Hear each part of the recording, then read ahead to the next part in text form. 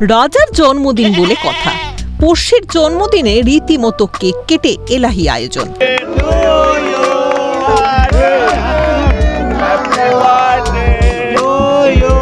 নিমন্ত্রিত প্রায় 100 অতিথি।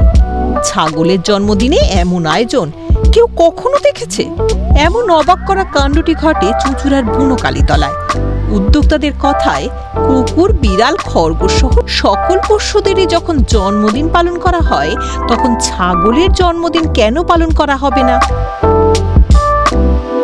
সব পশুদেরই তো জন্মদিন সবাই পালন করে, কুকুর, বিড়াল, খরগোশ থেকে আরম্ভ করে। তো আমরা এই পাটার জন্মদিন উপলক্ষে আজকে এই 1 বছরের পূর্তি উপলক্ষে আমরা এই অনুষ্ঠানটাকে করছি। তো এই অনুষ্ঠানে তাকে আমরা কেক দিয়ে সম্বোধন করেছি, তাকে কেক খাওয়ানো হয়েছে, তাতে আমাদের অনুষ্ঠান হয়েছে।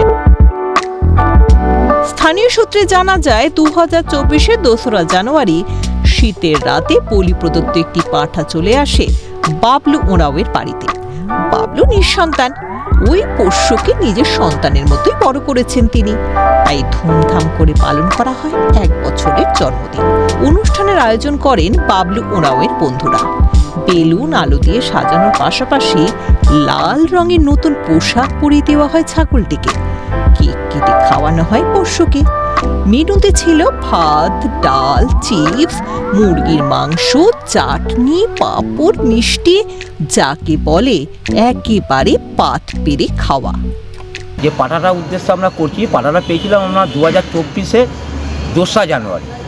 তো আজ 2025 2রা জানুয়ারি, তার 1 বছর পূর্তি হলো। তো তার এই পূর্তি উপলক্ষে আমরা আজকে তার জন্মদিন পালন করি। তাই মিলে যে আয়োজন করেছি খাবার দাবারে, তাতে আমরা প্রায় 100 থেকে 150 লোককে খাবারের অ্যারেঞ্জমেন্ট করেছি।